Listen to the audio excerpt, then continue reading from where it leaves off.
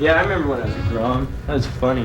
When I was gromming, I used to surf just terrible waves, just flat, mushy waves closing out, onshore winds, cold out, you know. And I'd stay out all day because I wanted to be able to surf as good as anyone else. And I think that's what it takes because, you know, I think that's what's helped me out so far in my life.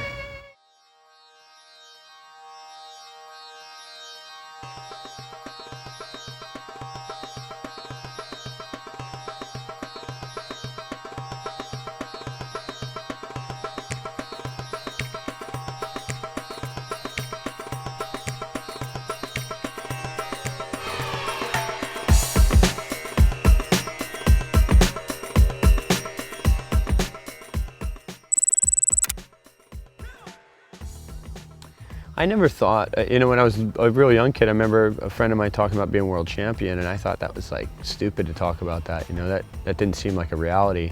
I would literally like paddle for waves and say, if I catch this wave that, you know, doesn't look like I can catch, I'm gonna win 5 world titles, or I'm gonna win whatever, I'm gonna win the contest this year, or, you know, I would sort of put these little motivations in my head, and so those games I would, you know, obviously ultimately end up paying off.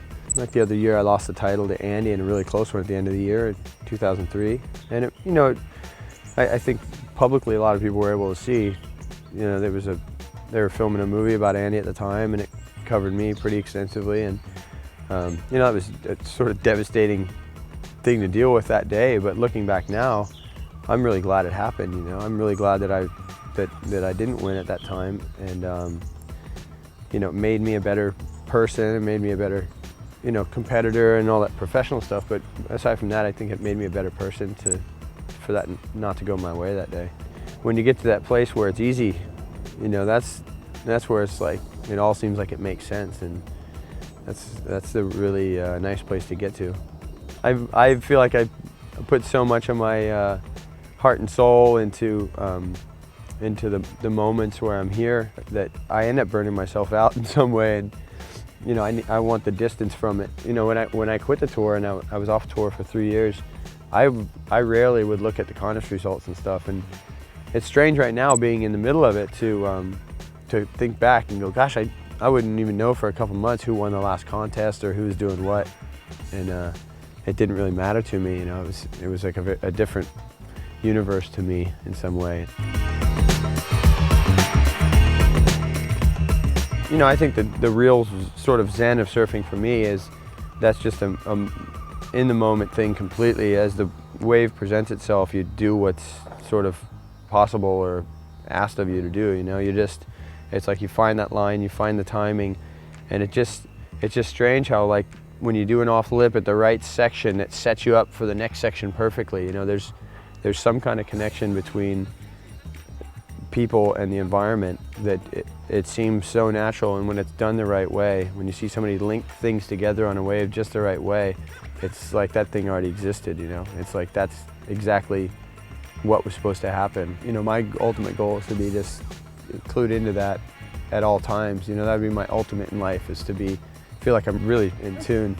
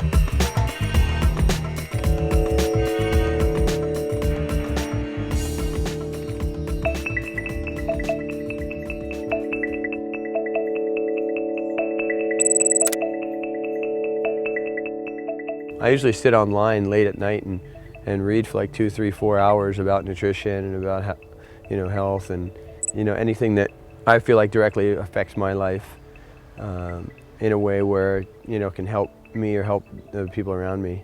So I do a lot of reading, and I try to feel like I have this little bubble around me everywhere I go that kind of has all my things in it that make me feel like I'm at home when I'm not. I just want to have a big garden I can just go and literally like pick my dinner and lunch out of, and I don't know, that's my goal. I feel my body's not in the best shape it could be. I'm carrying some old injuries.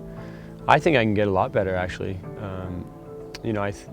I watched Tom Carroll retire from the tour at like 29, 30 years old, and I was baffled because at 35 and even 40, I saw him surfing what I felt was better than when he was winning world titles in the 80s.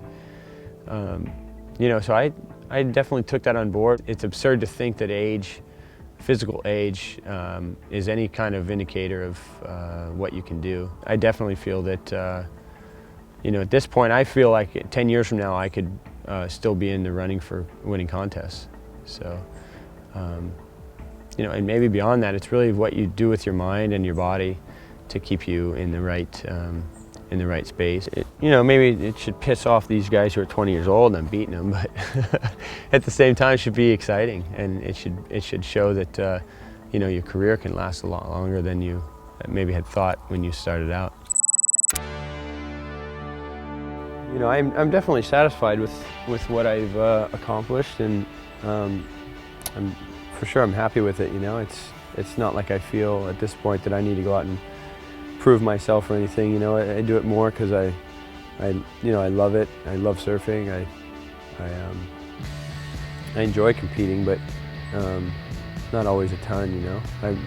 I sort of more like the performance elements of it. You get out in a situation like maybe at Trestles or somewhere, and you have all these guys blowing up, and you want to be part of that energy, part of that flow, and for me, that's the thing that motivates me.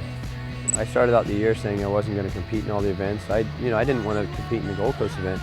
I didn't want to compete in Bells, but I basically sort of got talked into it, but it made sense to go do it. I pulled out of the event. I emailed ASP and said, pull me out of the draw multiple times.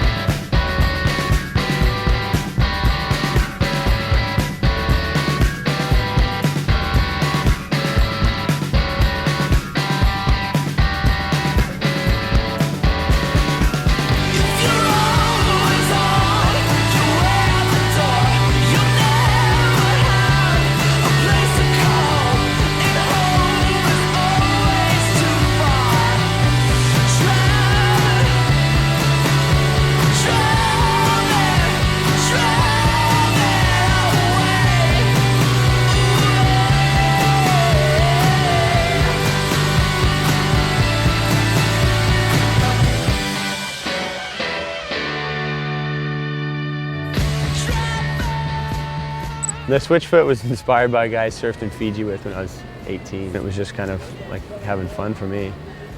So I came off the bottom and kind of faded really far and then brushed a lot of speed off and then flipped around. And at that point I got sucked way up the face, and then I kind of leaned a little too far on my heel, and I was going to dig that rail coming back down when the wave was sucking up. So I was trying to, teach myself how to surf switch foot. But it was pretty fun to make that wave. Winning the title in Spain was nice. It was definitely rewarding, and Mundaka is such a beautiful place, beautiful setting to have that happen. But there's something special about Mundaka.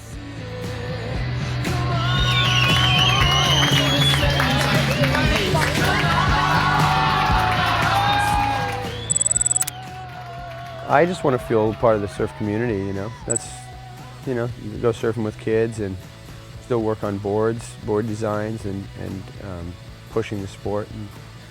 And, I love the whole adventure of surfing. Yesterday I was online looking at pictures and I was looking at magazines and I was imagining these places I want to go and surf that I haven't been, and finding new waves and going to places I've been in the past and getting waves again. And all that stuff was like an adventure for me still. It doesn't change. The next swell is something I haven't done before. So for me, that adventure never ends. And I just want to pass that stoke on to other people, to kids, and anyone who loves surfing.